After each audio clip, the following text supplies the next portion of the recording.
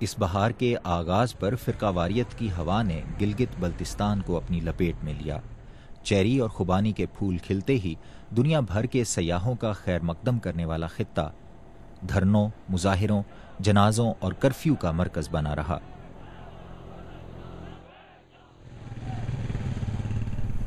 اسکردو میں ان دنوں ماتم اور وہاں کی موجودہ صورتحال کی بنیادی وجہ یہ بسیں ہیں جو 3 اپریل کی رات شارع کراکرم پر چلاس سے کوئی 22 کلومیٹر دور جلا دی گئیں اور ان بسوں کے 7 مسافروں کی لاشیں اسکردو پہنچی۔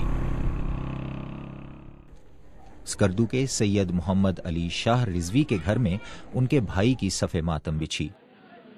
پورا بلتستان ان کے غم میں شریک ہوا کیونکہ جنازہ صرف ایک گھر سے نہیں اٹھا تھا۔ سارے ذمہ دار بھی گورنمنٹ ہیں، حالانکہ وہاں پہ پولیس بھی تھی، انہوں نے کوئی ہوائی فائرنگ تک بھی نہیں کیا، اور نہتے مسافروں کو پکڑ کے نیچے لا کے پتھروں کے ساتھ، لکڑی کے ساتھ، ڈنڈوں کے ساتھ، خنجر کے ساتھ ان کو بے دردی سے شہید کیا گیا۔ اس سے پہلے گلگت میں سنی ریلی پر دستی بم سے حملہ ہوا۔ موبائل فون کے SMS سے افواہیں پھیلیں اور چلاس سے گلگت تک کے سنی احتجاج کے لیے شاہراہ کراکرم پر نکل آئے۔ خطے میں فرقہ واریت کی نئی لہر محض ان 2 واقعات کا نتیجہ نہیں۔ جغلوٹ میں ایک سکول کے بچے کو اس کو قتل کیا گیا، اس کے ملزم پکڑے نہیں گئے ابھی تک۔ اس کے 1 مہینے کے بعد چلاس کا واقعہ، کوہستان کا واقعہ ہوا، ادھر کئی افراد مارے گئے، ان کے جو مجرم ہیں ان کو پکڑنے میں حکومت ناکام رہی۔ اس کے بعد یہ چلاس کا واقعہ ہو گیا۔ اس چلاس کے واقعے کے بھی اب اتنے دن گزر چکے ہیں، لیکن صحیح جو اس کے مجرم ہیں وہ اب تک وہ ان پر ہاتھ نہیں لگا سکے، ان کو وہ نہیں پکڑ سکے۔ گلگت بلتستان میں 2009 کے صدارتی حکم نامے کے بعد سے قائم صوبائی اختیارات کی حامل حکومت کا خیال ہے کہ وہ فرقہ واریت کے معاملے میں کمزور نہیں۔ نگر میں 32-35 آدمیوں کا اغوا کیا، ٹھیک ہے جی، سیاسی ہم نے حکمت عملی استعمال کیا اور ڈائلاگ پر ہم نے ان کو چھڑایا۔ ہمارا سے تھا تو ہم نے چھڑایا نا، ورنہ تو آپ کو پتہ ہے کہ ورنہ ان کو بھی مار دیتے ہیں۔ ہم نے سیاسی بصیرت سے ہم نے مطلب ڈائلاگ کیا۔ میرے پاس اتنا فورس نہیں کہ میں ہر جگہ کرفیو لگاؤں، ہر جگہ فورس کو لگاؤں۔ رواں سال کے دوران شیعہ اکثریتی علاقے اسکردو میں ماتم رہا تو سنی اکثریتی علاقے چلاس میں سیاسی عدم تحفظ کا احساس پروان چڑھتا رہا۔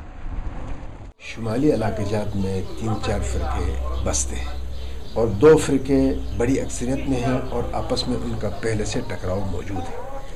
ایسی صورتحال میں جب مکمل حکومت ایک فرقے کے حوالے کیا جائے تو وہ بالادست نہیں ہو کہ چلو وزیر اعلیٰ منتخب نمائندہ ہے، اس کو جماعتی بنیاد پر پیپلز پارٹی والوں نے منتخب کر لیا۔ گورنر وفاق کی علامت ہوتا ہے، وفاق اس کو منتخب کرتا ہے۔